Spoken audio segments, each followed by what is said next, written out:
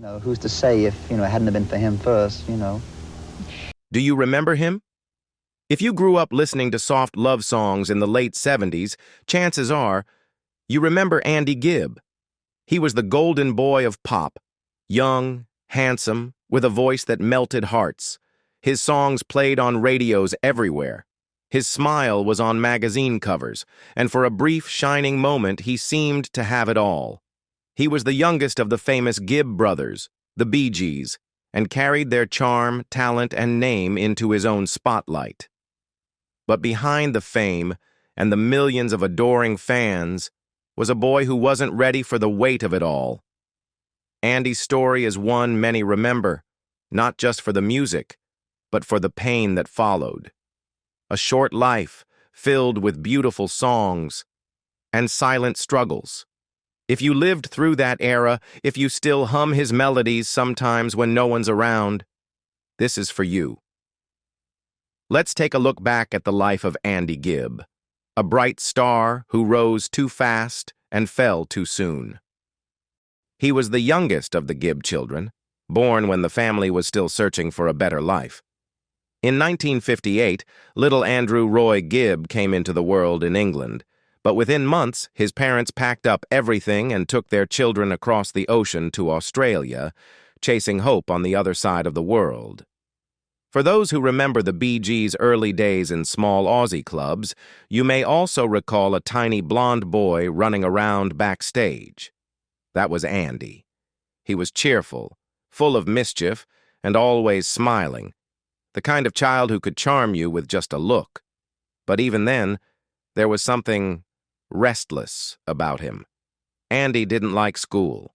He never really fit into the routine. His mother would later laugh and cry when remembering how he'd leave for class, only to sneak off and nap in the stables. He'd come home smelling like horses, swearing he'd been at school all day. It was funny at the time. But maybe it was the first sign that Andy never felt quite at ease in the ordinary world. While his older brothers were working hard to build their careers, Andy was growing up in comfort, thanks to the Bee Gees' rising fame. By the age of 12, he was being driven to school in a Rolls-Royce. Some classmates were impressed, others not so kind. Jealousy is cruel when you're young. The teasing turned into bullying, and Andy, once so full of laughter, started to pull away. At 13, he left school for good. Instead, he picked up a guitar, a gift from Barry, and began singing, not for fame, not yet. Just for tourists on the beaches of Ibiza. But the music was in his blood, and soon it became the only thing that gave him a sense of direction. He was still a boy, but the path ahead was already being paved. Not with textbooks or teenage adventures, but with stages, studios, and expectations he never asked for.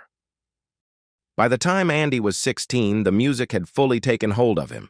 It wasn't just something he did for fun anymore, it was a way to feel seen, to feel real. He formed a band, Melody Fair, named after one of his brother's songs.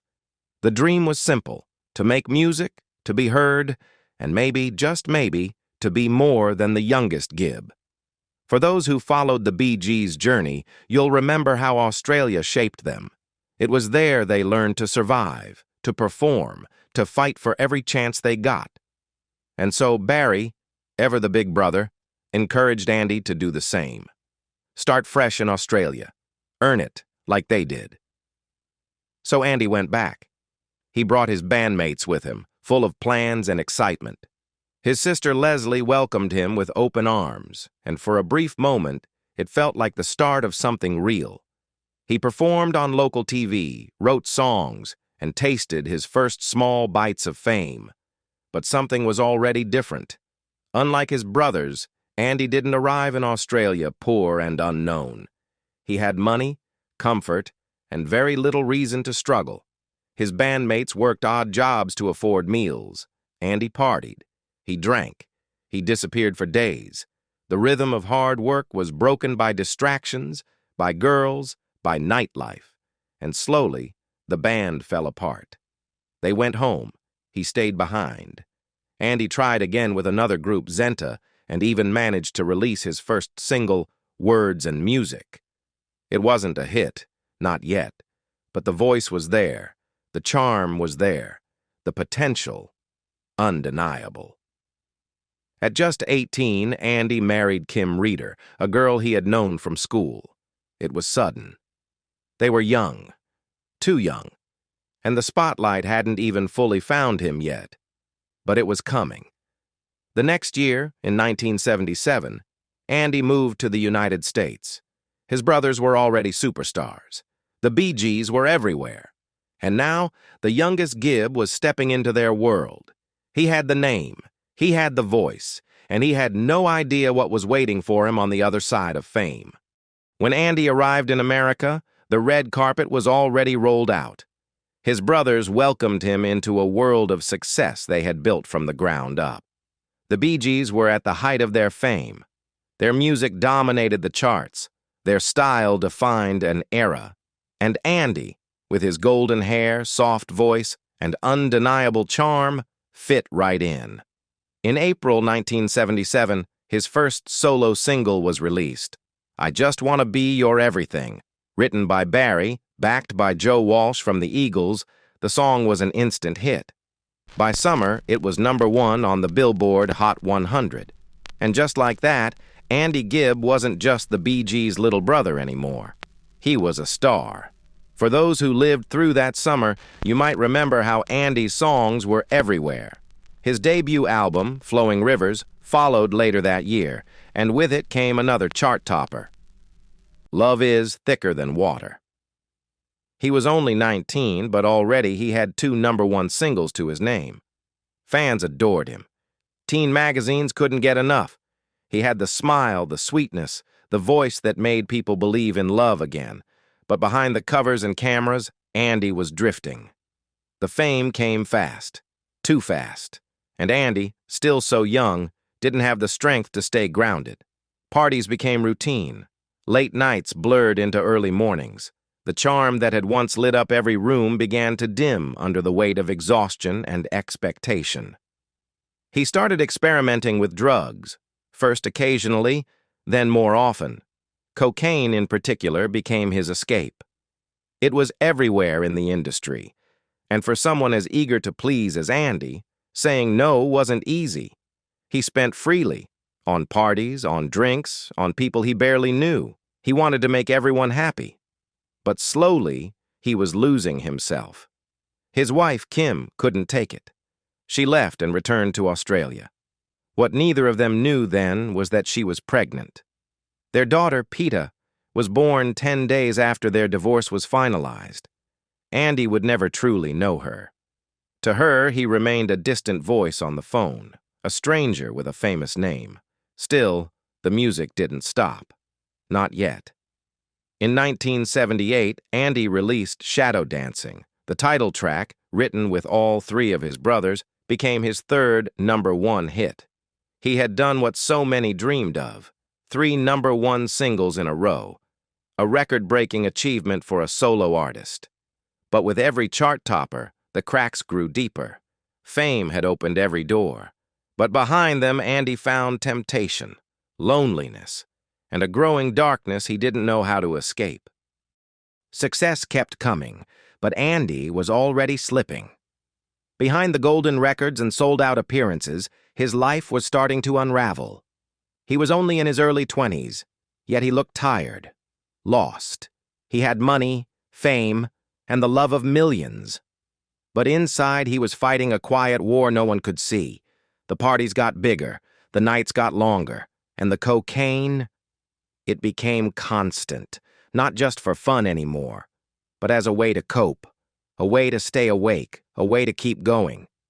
Andy was generous to a fault. He paid for everything, the drinks, the drugs, the people around him. He didn't want to be alone. But the more he tried to hold on to everyone, the more they slipped through his fingers.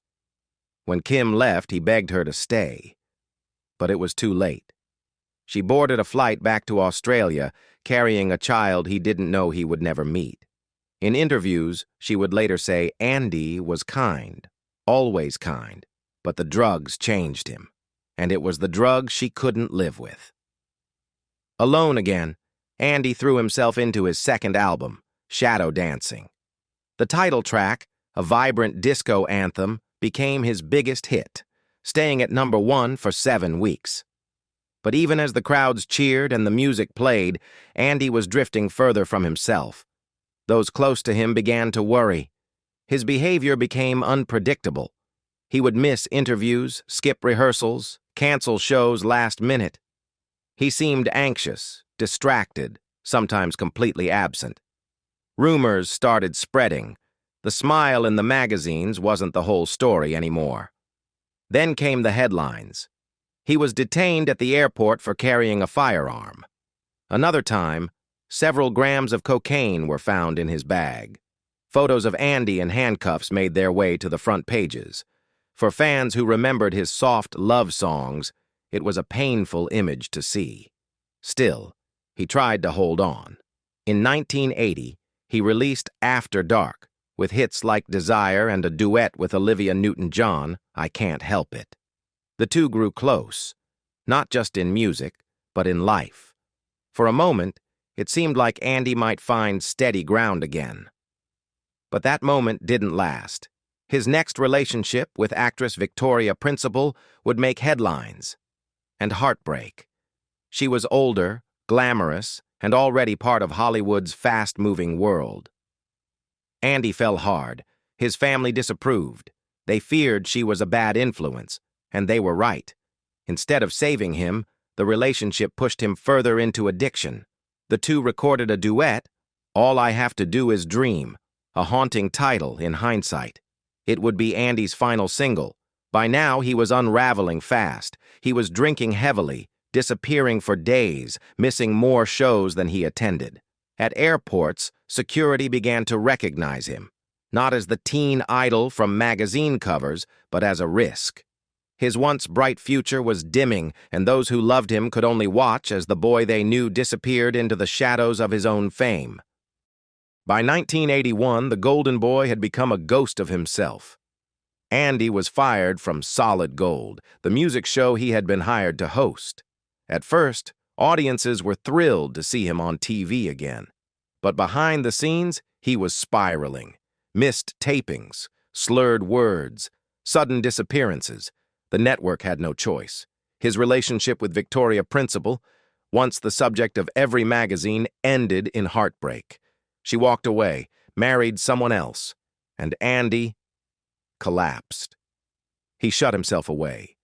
Spent days in his room, alone with his thoughts, his regret, and the drugs he still couldn't leave behind. The boy who once lit up every room now barely spoke to anyone. His world had gone quiet. In 1983, there was a spark, a role in a Broadway musical. For a brief moment, hope returned. He had talent. That was never the question. And when he showed up, he shined. But the problem was, he didn't always show up. The producers tried. The cast cheered him on. But the missed performances, the long weekends away, the tired face that returned, they couldn't keep waiting. He was let go. One producer later said, he was like a little puppy, so ashamed when he did something wrong. All heart, but not enough muscle to carry through.